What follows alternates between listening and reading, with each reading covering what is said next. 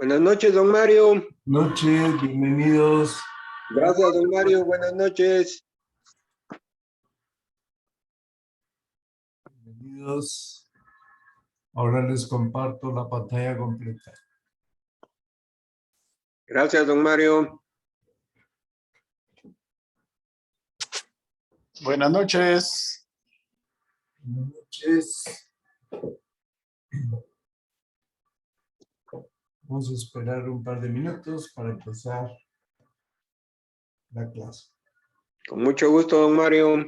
Igualmente.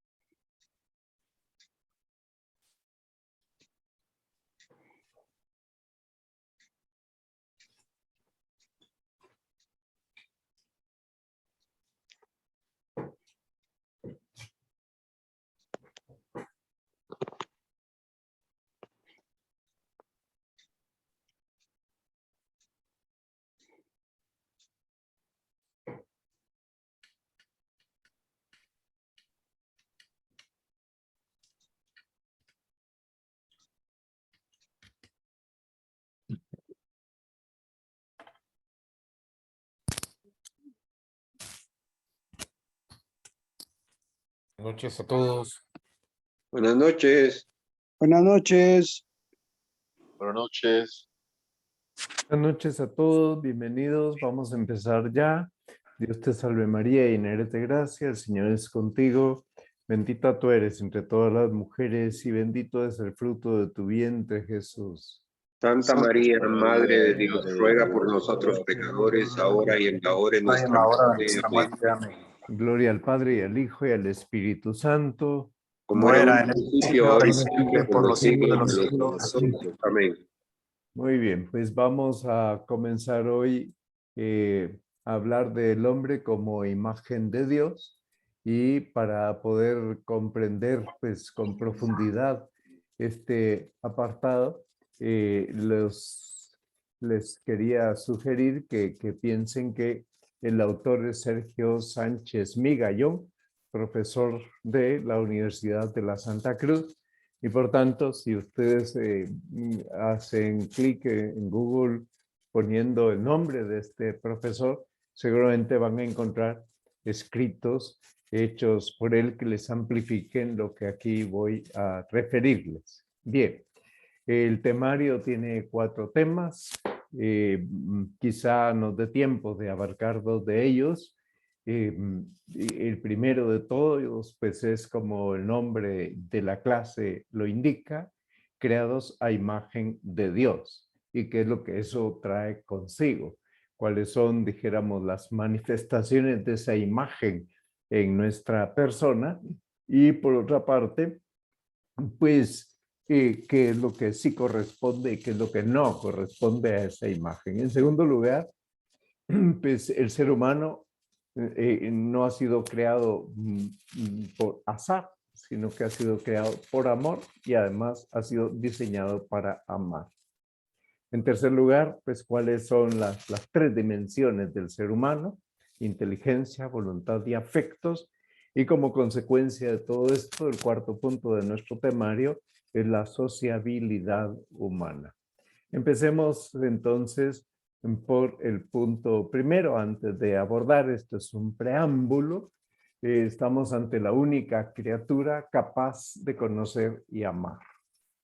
más allá de lo material y más allá de lo finito. Esto significa que hay en nosotros una actividad de orden espiritual.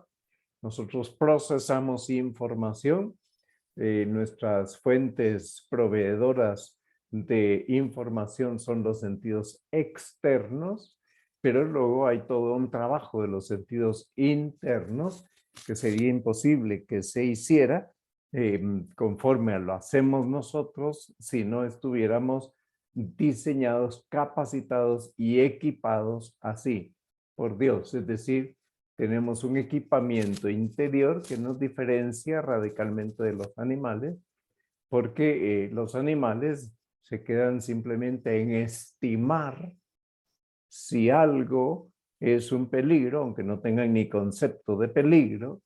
Estimar si hay un depredador, tampoco tienen el concepto de que es un depredador. Estimar si una hierba o un tipo de carne pues les favorece o los desfavorece.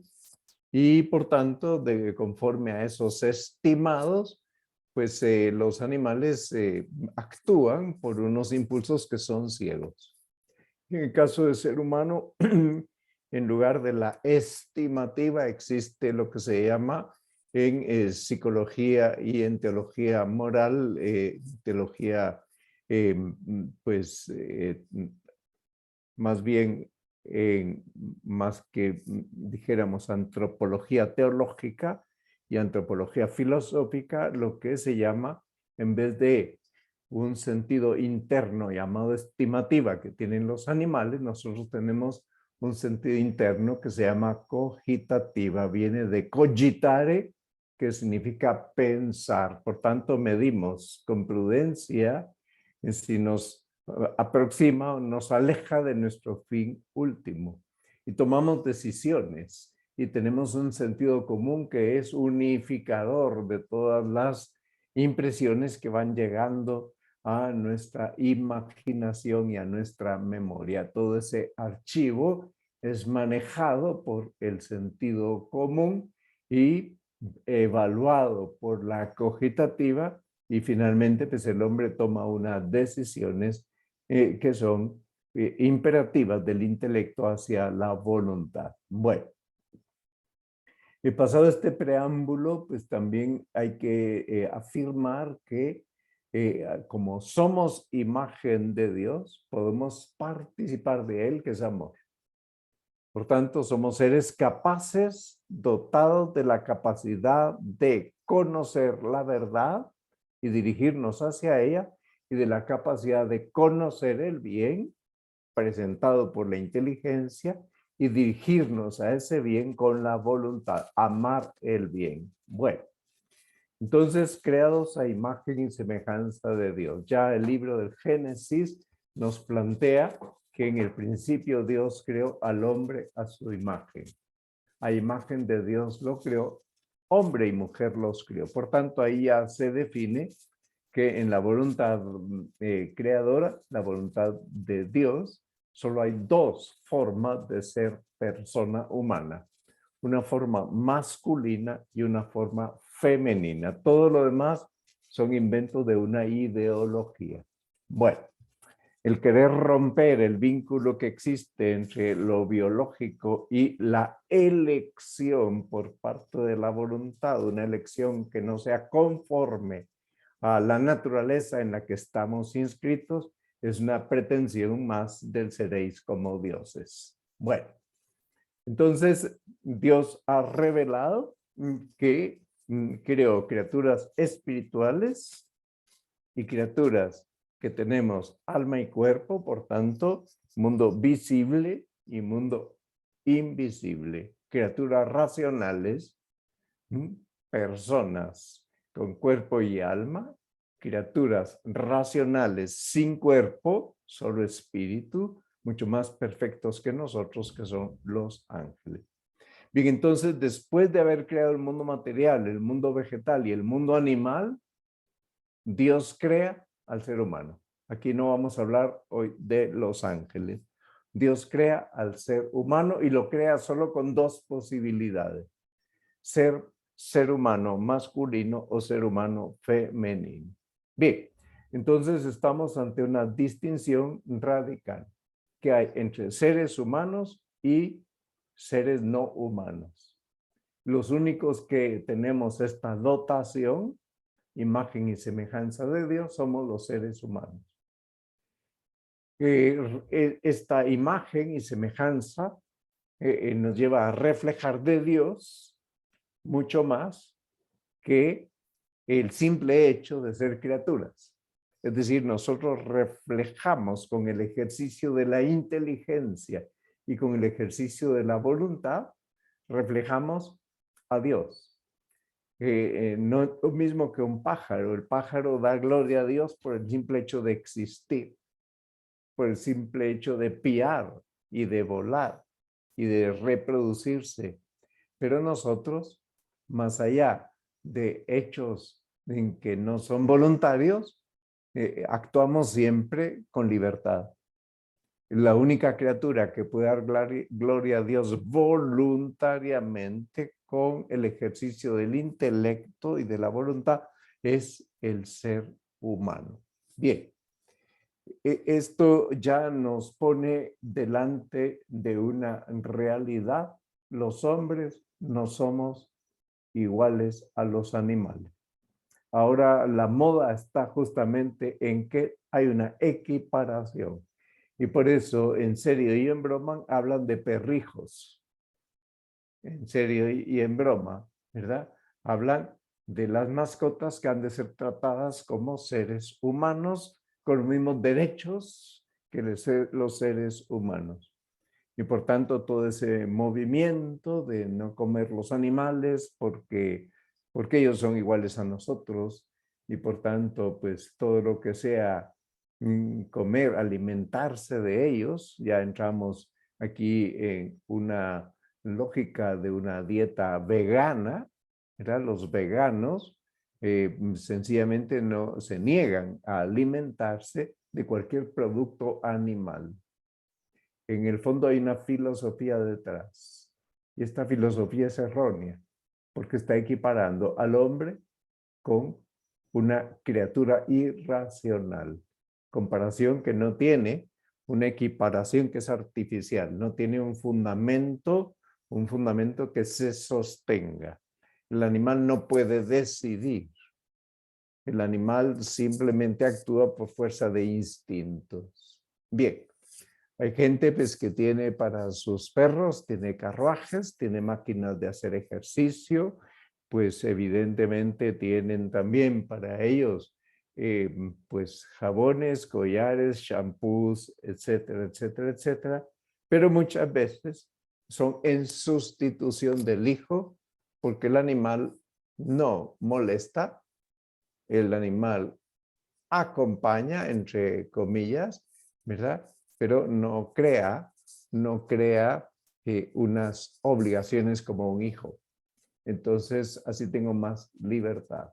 Bien, entonces resulta que nosotros participamos de la divinidad de Dios de un modo superior, a la naturaleza humana. Pero esta semejanza que tenemos con Dios no anula la distinción entre la naturaleza humana y la divina. Imagen y semejanza de Dios. ¿En qué se refleja la imagen? En que somos capaces de pensar y de amar. ¿En qué se refleja la semejanza con Dios? En que podemos vivir en amistad con Dios a pesar de ser criaturas. En que podemos pertenecer a la familia de Dios por la vía de la adopción. Y que gratuitamente podemos llegar a contemplar a Dios uno y trino, algo que nuestra naturaleza humana no exige y ni podría imaginarlo. Bien, pero por una donación divina. Bueno, entonces, creados a imagen de Dios, y esto afecta al cuerpo y al espíritu. El relato bíblico utiliza un lenguaje que nos ayuda a entender algo, Génesis 2:7, en lo que podría haber un proceso. ¿A qué me estoy refiriendo? Que parece señalar dos momentos distintos en la creación del hombre. Un momento en que lo modela ¿verdad? Modelarlo del barro de la tierra, y otro momento en el que cuando ya es apto, ya es idóneo, después de haberlo modelado, Dios insufla en sus narices aliento de vida, y a partir de ese momento el hombre resulta un ser viviente en el sentido de que puede razonar, no en el sentido de que antes no tenía vida. Sí tenía vida, pero no era capaz de razonar y de amar como somos nosotros, como hijos de Dios. Ahora tenemos conciencia de nuestra filiación divina. Ha habido un salto en la especie, no sin intervención divina. El salto en la especie es un salto que ha exigido una intervención de Dios. No es producto de una evolución. Bueno, ¿pudo haber habido evolución? Sí. ¿Limitada? Sí. ¿Una evolución mitigada? Sí. Absoluta no.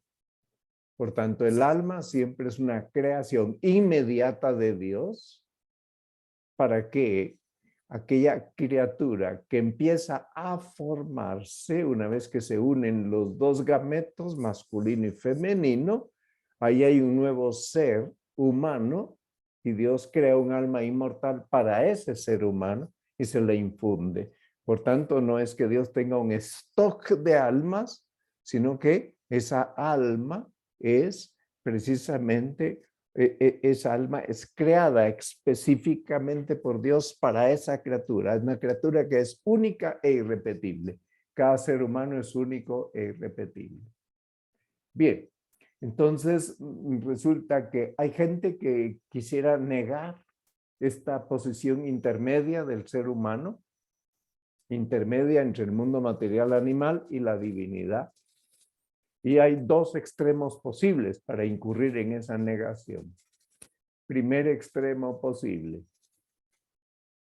que yo como hombre me erija a mí mismo en un señor absoluto, de mí mismo y de toda la creación, un auténtico tirano.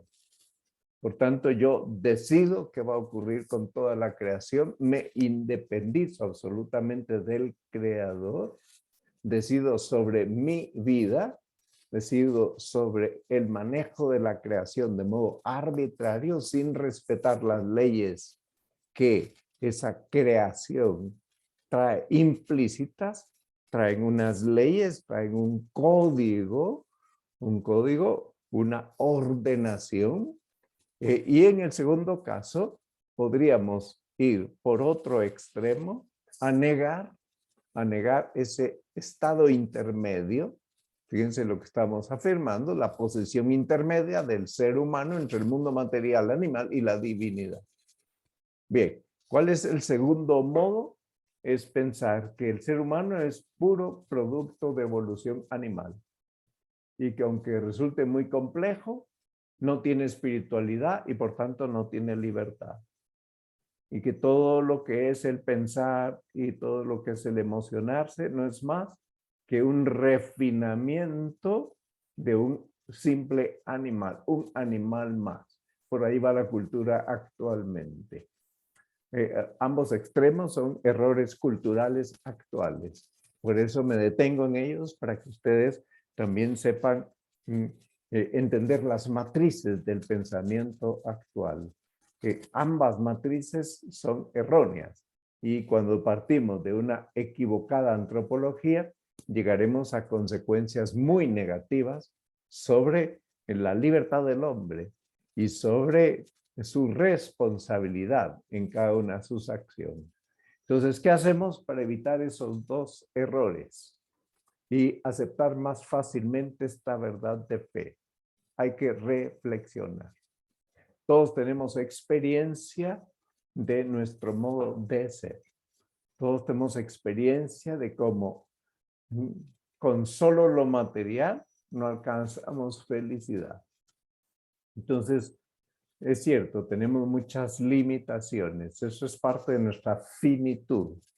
Yo no puedo ver todo lo que yo quisiera ver. Si está a mucha distancia, aunque tenga capacidad visual, no veo.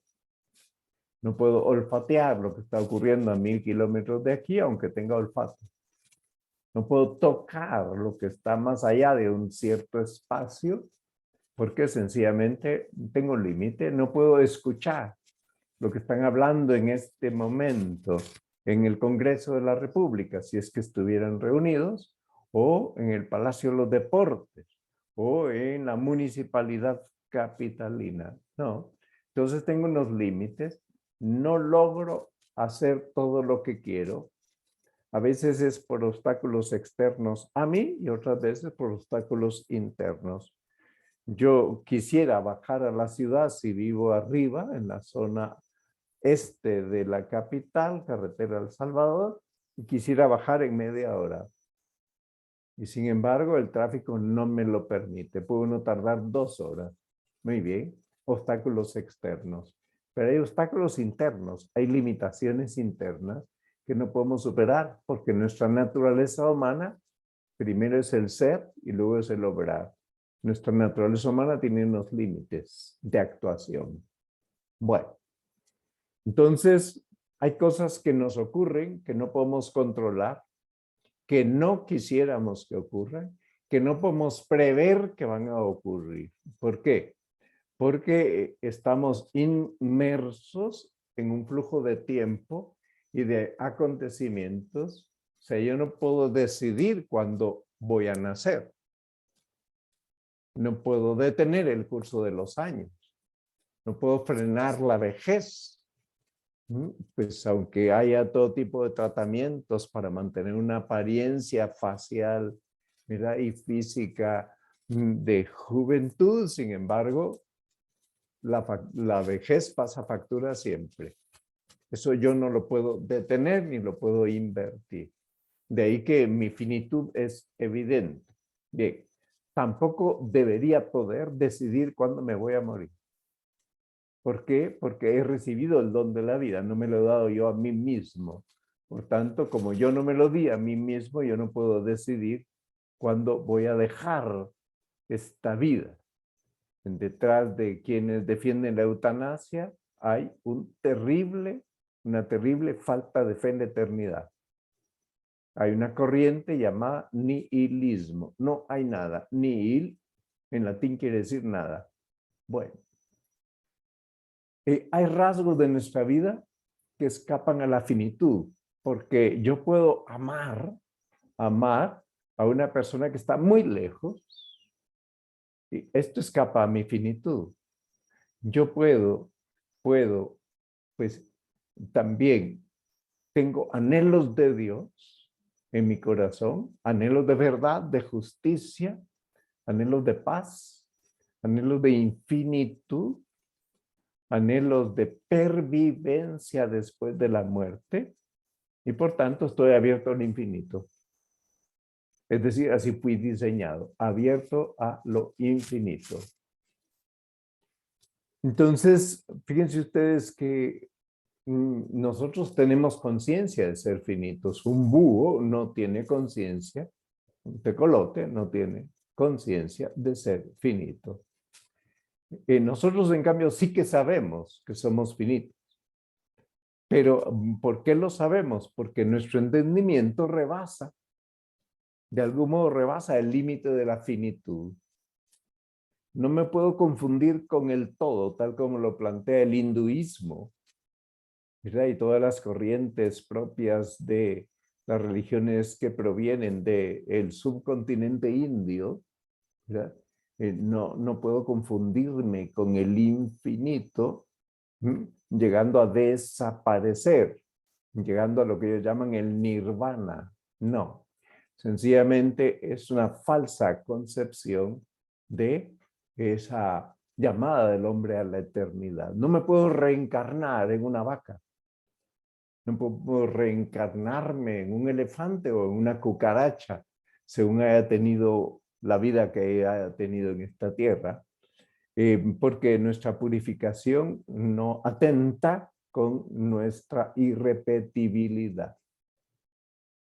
Estamos, aun cuando vamos a morir, seguimos siendo la única persona irrepetible. salida de la mano de Dios y querida así.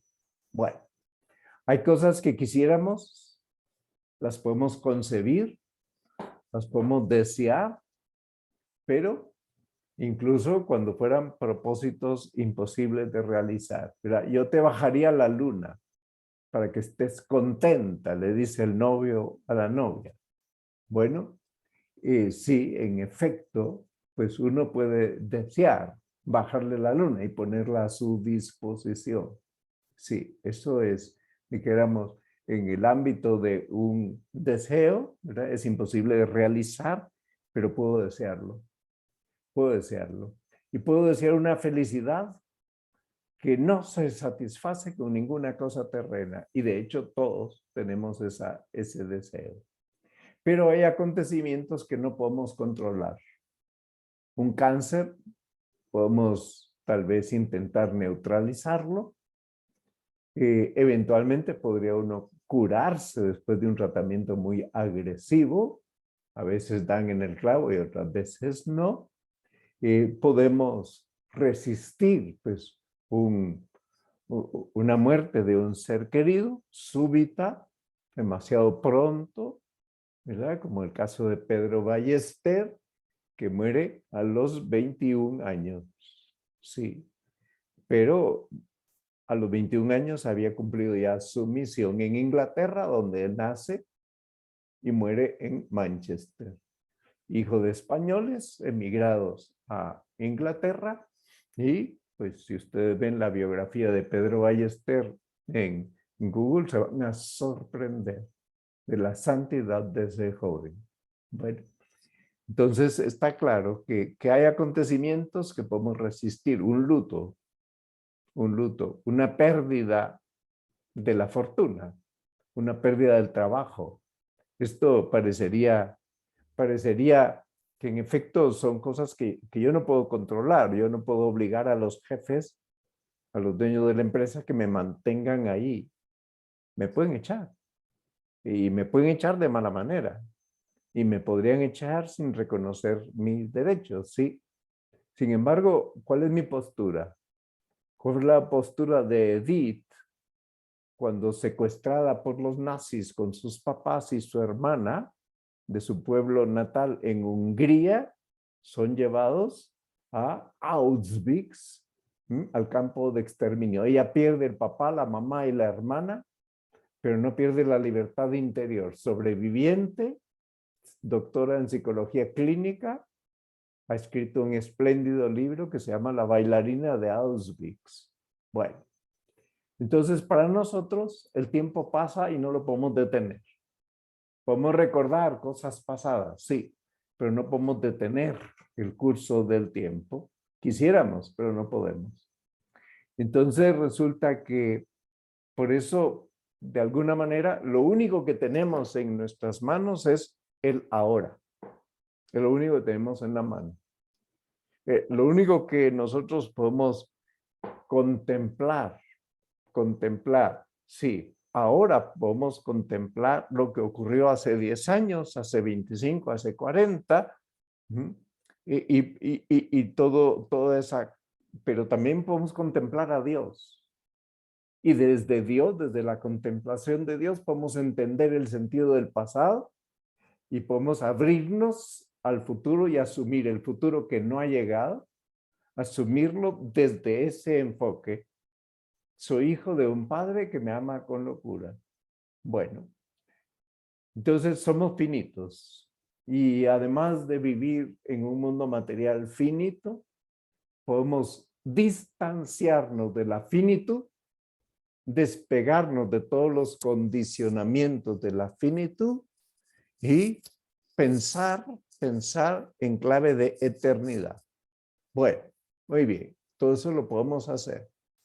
Pero esta capacidad que nosotros tenemos, una capacidad de pensar en clave de eternidad, es una capacidad que tenemos porque somos seres espirituales. Y ahí vamos viendo nuestra semejanza con Dios, espíritu infinito y absoluto. Podemos experimentar la paz de Dios al comulgar, al hacer oración, por mucho que los acontecimientos en nuestro entorno estén alborotadísimos. Acuérdense de Tomás Moro, preso en la cárcel de Londres, y escribe unas cartas muy edificantes a su hija desde la Torre de Londres, donde él ya sabe que va a morir por ser fiel a la verdad. Escribe un libro ahí que se llama La agonía de Cristo, con el cual escribiendo se prepara para morir. Bueno, es decir, podemos trascender lo finito, podemos trascenderlo uniéndonos a Dios. Bueno, entonces hay una cierta teoría humanista que sostiene la idea de que sí, que el ser humano tiene un espíritu, pero ellos dicen que el espíritu del ser humano es finito, que puede tener más o menos cultura, puede estar más o menos ilustrado, pero niegan que sea imagen de Dios y niegan que esté orientado a Dios. Sin embargo, esto va contra la experiencia de tener una inteligencia que no se sacia con cualquier verdad, que busca la verdad con mayúscula, una voluntad que no se sacia con baratijas, con cualquier bien. Siempre está insatisfecha por mucho que alcance bienes terrenos. Va detrás de un bien mucho más alto. Entonces, este modo de concebir al ser humano tiene espíritu, pero su espíritu no está diseñado hacia Dios. El ser humano no está diseñado hacia Dios, no está conectado con Dios. Entonces, este modo tan problemático de concebir a la persona en el ámbito teórico y en el ámbito práctico es un modo que de alguna manera lo que está planteando es que ese espíritu del que participa esa persona, pues es un modo de participar del absoluto, de tender al absoluto, pero resulta que nuestra experiencia personal, nuestra experiencia histórica, ¿qué nos muestra? Que siempre que rompemos la relación con Dios, se atropella la dignidad de la persona humana. Por tanto, si nuestro espíritu no estuviera diseñado para la relación con Dios, nosotros pues no seríamos conscientes de esa pérdida de dignidad que supone la ruptura con Dios. Bueno, hemos visto y estamos viviendo en una sociedad del siglo XXI esclavista. Era una sociedad en la que los bienes de la cultura no son accesibles a todos. Una sociedad en la que unos se quieren erigir en señores de los otros.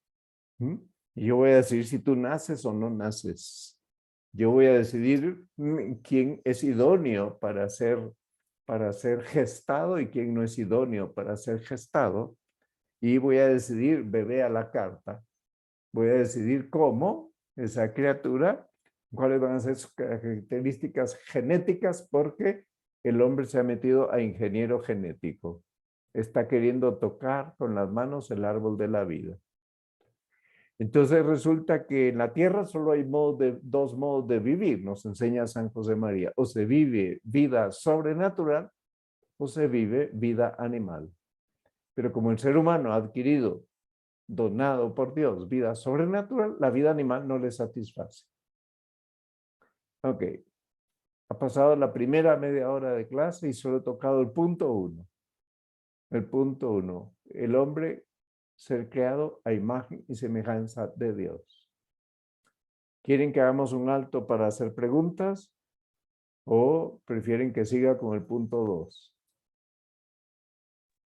Continúe con el punto 2, don Mario. Está re bien. Sí, don Mario. Muy bien, sigo con el punto 2. Entonces, nuestro punto 2 es justamente una cosa interesantísima. Descubrimos que hemos sido creados para amar. El tigre no ha sido creado para amar. ¿Verdad? El águila no ha sido creada para amar. Claro, los tigres, las águilas defienden a sus cachorros. Sí.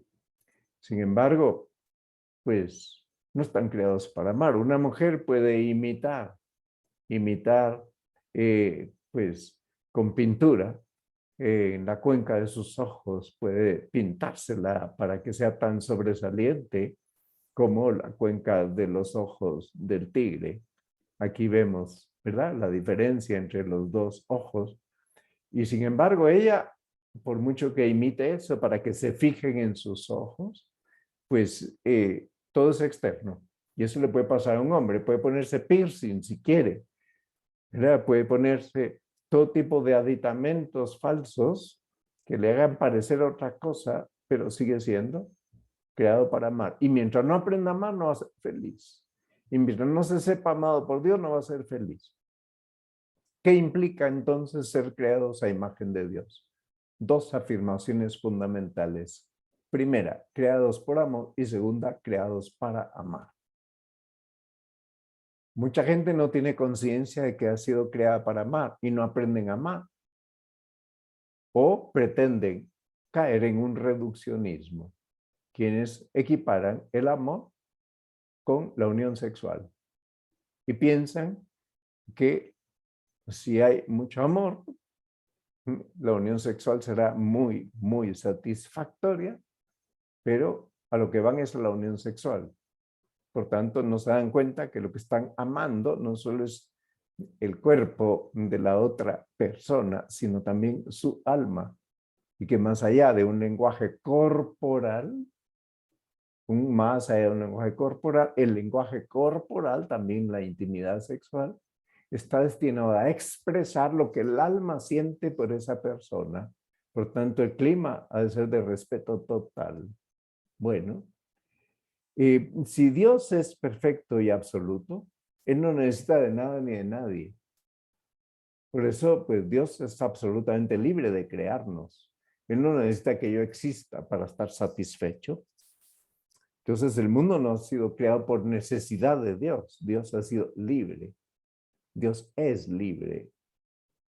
Y para nosotros la creación es un don, un regalo gratuito.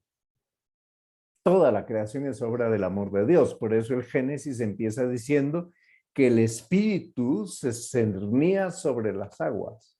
Eso dice el libro del Génesis, aludiendo a que es una obra de amor. El Espíritu Santo está ahí presente.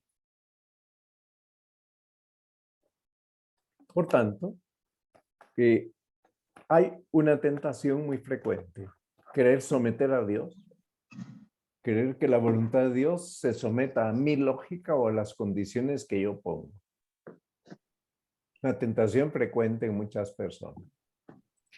Y por otra parte, si hemos sido creados a su imagen, quiere decir que nos dotó de la capacidad de tener relación con Él y de tener relación con los demás. Primero verticalidad, relación vertical, y luego relación horizontal. La forma de la cruz, ¿verdad? Verticalidad, horizontalidad. Si no funciona bien la relación vertical, la relación horizontal va a estar dañada. Va a tener muchas deficiencias. Bueno, entonces nosotros podemos amar más allá de lo material y de lo finito. Y por eso es que un hombre y una mujer se aman hasta la muerte. Porque aun cuando el cuerpo envejezca, el amor no era al aspecto físico, no se quedaba en lo exterior, ¿verdad? Sino que el amor trasciende también las fronteras de la vejez. Y de ahí que la fidelidad conyugal tenga un enorme sentido. ¿Por qué? Porque refleja la relación que tenemos con Dios. Bueno, creados por amor, creados para amar. La única persona que es capaz de esto es el ser humano. Podemos conocer a nuestro Creador y entendemos que Dios nos ha creado y nos ha amado en sí mismos, es decir, cada uno es irrepetible. Y cada ser humano está llamado a participar en la vida íntima de Dios a través del conocimiento y del amor. Por tanto, la inteligencia y la voluntad van mucho más lejos de la simple posesión de informaciones o la simple capacidad de manejar una tecnología, muchísimo más allá. Bien, entonces la razón fundamental de nuestra dignidad es haber sido creados por amor y para amar. La madre expresa la vinculación, ¿verdad? El niño creado por Dios a través de una mujer y con la cooperación de un hombre. Sí, por tanto, Dios cuenta con la intervención de un ser inteligente. Las únicas criaturas que tienen intimidad cara a cara son el hombre y la mujer. En todos los demás seres animales, no racionales, la unión sexual no es cara a cara. Es decir, el hombre o mujer no se pueden dar la espalda. ¿Por qué? Porque la imagen de Dios también afecta esta relación. Hechos para una comunicación mutua. Por tanto, el marido que no se sabe comunicar con la mujer o la mujer que no se sabe comunicar con el hombre, tienen que aprender. Hay que aprender. No es un imposible, pero hay que esmerarse en esa tarea. Y hay que entender quién es ella o quién es él. Pero hay que aprender a llegar a esa comunicación. Entonces resulta que la iniciativa solo puede venir de Dios. ¿Por qué? Porque el conocimiento natural del hombre lo lleva hasta Dios uno, pero conocer a Dios trino y participar de su vida íntima, eso es un regalo que no puede exigir nuestra naturaleza. Está mucho más allá de lo que podríamos imaginar. Entonces, Dios se nos ha revelado y Dios nos ha comunicado esa naturaleza íntima. Y este es el motivo por el cual, pues, San Juan resume, define a Dios así, diciendo Dios es amor. Esta es la definición que hace San Juan de Dios. Dios es amor. Si nosotros estamos hechos a imagen de Dios y participamos de Dios, tendríamos que aprender a amar. Hemos sido hechos capaces de amar. La definición más profunda, lo que más determina a la persona es esto. Por eso se puede decir que uno es lo que es su amor. Entonces, si yo estoy bien centrado en Dios y lo amo por encima de todo, amaré a las criaturas por amor de Dios. Y Dios me ha hecho capaz de amor porque nos ha creado a su imagen. Por tanto, como la creación es por amor, el recibir el ser es por amor, Él ha tomado la iniciativa y dirá San Juan, en esto consiste el amor. No en que nosotros hayamos amado primero, sino en que Él nos amó. En consecuencia, dice San Juan, nosotros amamos porque Él nos amó primero. ¿De dónde saca fuerzas ese joven para interesarse de una anciana? Si no es, ¿verdad?, de haber sido creados ambos por amor, ni ella lo miraría a él con tanto cariño, ni él la miraría a ella con tanta atención y cariño, ni se pondría a su servicio. Se la quitaría de en medio y ya está. Bien, entonces el dinamismo de la vida moral, las virtudes, el sentido de las virtudes, es justamente el sentido del amor. Por eso San Pablo dice en 1 Corintios 13, si no tengo caridad, aunque hable todas las lenguas de los ángeles y de los hombres, no soy nadie. Si echo mi llama al fuego, echo mi cuerpo al fuego, a las llamas, pero no tengo caridad, no soy nadie. El himno a la caridad. Entonces la caridad, el amor, es lo que ordena todos mis actos hacia el fin último, gozar de Dios, estar con Él para siempre. Por eso decimos que todas las virtudes están motivadas por el amor. Y si no logramos que sean motivadas por el amor, entonces esas virtudes van a ser aparentes virtudes. Es decir, van a ser fruto del voluntarismo. Yo tengo que poder ser más trabajador, tengo que poder aprovechar mejor el tiempo, tengo que poder dominar la gula para demostrarme que yo puedo. No, es que es por amor de Dios. Bien,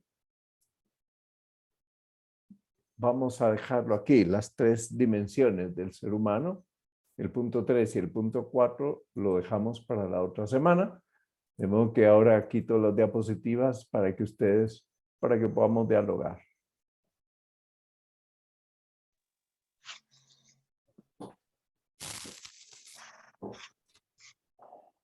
Vamos a ver. Don Mario, muchas gracias por la exposición. Me llamó mucho la atención.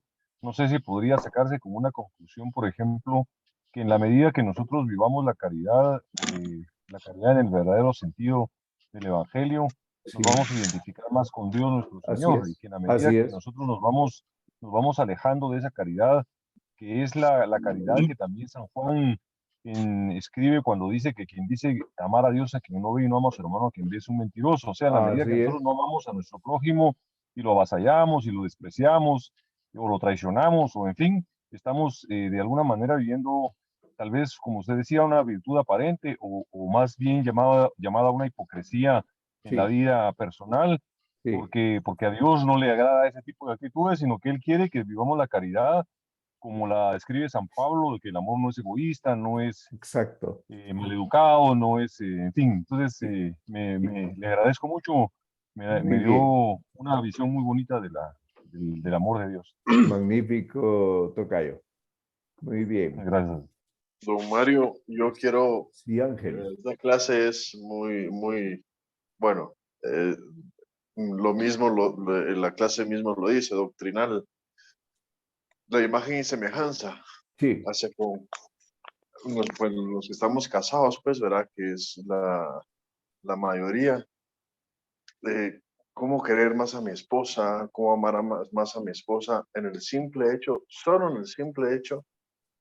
Voy a tocar algo muy propio, pero en el simple hecho y muy natural, ¿verdad? Del acto conyugal, de no ser animales, sino ser a imagen y semejanza de Dios, con tanto amor, con tanto el cariño, respeto. con tanto respeto, así Sí, es.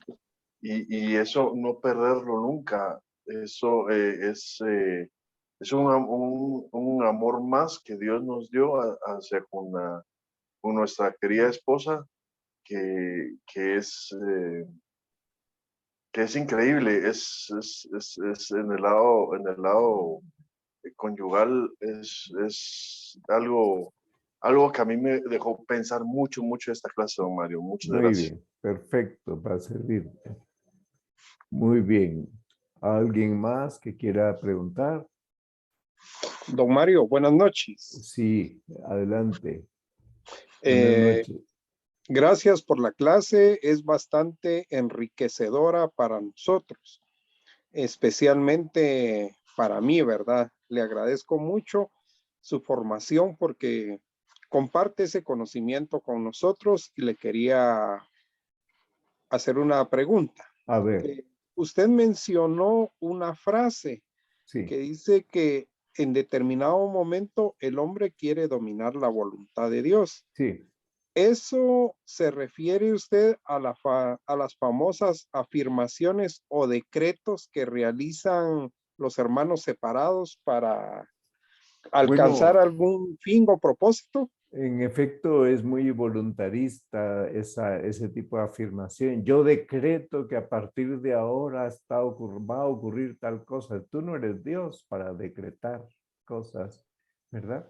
Por tanto, ahí hay una confusión entre no terminar de descubrir que yo sigo siendo una criatura y que la divinización que Dios ha hecho de mí es un don, pero es un don que es tan sobrecogedor, tan desbordante, que no podemos sencillamente ocupar el lugar de Dios, empezar a hacer afirmaciones y decretos sobre el prójimo, que sencillamente a donde van encaminados es a darse importancia a uno a sí mismo, ¿verdad? Entonces, en efecto, esa forma de hablar está expresando también una filosofía que hay detrás sumamente voluntarista, en la que se pierde de vista, en el fondo está expresando el voluntarismo de Hegel, ¿verdad? El superhombre, que fue lo que animó a él y Nietzsche Hegel y Nietzsche animaron a Carlos Marx, ¿verdad? Entonces podemos caer en esa actitud voluntarista, el superhombre, todo lo que tú te propongas lo vas a alcanzar. Bueno, eso no es cierto, porque hay cosas muy buenas que nos proponemos y sin embargo, si son muy buenas, las alcanzaremos si estamos en el marco del plan de Dios. Señor, ante todo es tu voluntad. Yo no puedo forzar tu voluntad para que se adapte a la mía. Y si no me das lo que yo quisiera obtener de ti ahora, sencillamente, Señor, es que no me quieres. Pues tú me tienes que dar lo que yo quiero, cuando yo quiero y del modo que yo quiero. Bueno, entendamos que Él sigue siendo nuestro Padre, que sabe lo que nos conviene y lo que no nos conviene. Por eso conviene mucho cuando uno pide cosas al Señor, dámelo si es tu voluntad, si es para tu gloria, si es para el bien de mi alma. Si no, ni me lo des. ¿Para qué voy a querer éxito material si me va a apartar de ti? Si me lo das para servirte y servir a mi prójimo, bienvenido sea ese éxito. Ajá. ¿Ok? Pero Ok, si gracias. es para envanecer el propio yo, ¿verdad? Y hacerse un pedestal para subirse arriba, no tiene sentido. ¿Ok? Ok, gracias, don Mario. Bien, Buenas noches. muy bien, para servirte. Es decir, todo el tema de la autoafirmación, la autorreferencialidad que tanto ha señalado el Papa Francisco, tiene que ver con esto. Muy bien. Entonces, la próxima semana, si Dios lo permite, voy a pasar al punto 3 y 4, es decir, las 3 dimensiones del ser humano, y vamos a desembocar en cómo se caracteriza la sociabilidad en virtud de todo lo que hemos visto antes. ¿Sí, Juan? Buenas noches, don Mario. Solo una pregunta con lo que hablaba ahorita de la voluntad de Dios. Cuando uno hace oración para pedir algún específico, Sí. ¿no hay ahí algún dilema ahí en que a veces uno quiere o está haciendo oración por algo específico y en vez de hacer oración por algo específico, uno debería de estar mejor solo haciendo oración por la voluntad para que sea la voluntad de Dios? Yo creo que no hay que excluir. Una cosa no excluye la otra. Sencillamente uno pide ese algo específico, pero uno comprende, Señor, si es conforme a tu voluntad, si es realmente para tu gloria y el bien de mi alma. Y yo ya sé que si no me lo das, por muy bueno que sea, cuando yo te lo pido, es que a lo mejor hay otras etapas que yo no conozco y que a mí me conviene recorrer y que tú, en tu sabiduría paternal, me conduces a recorrer. ¿Ok? Ok, muchas gracias, don Mario. Para servirles, entonces rezamos el Ave María y terminamos. Dios te salve María, llena eres de gracia. El Señor es contigo, bendita tú eres entre todas las mujeres y bendito es el fruto de tu vientre, Jesús.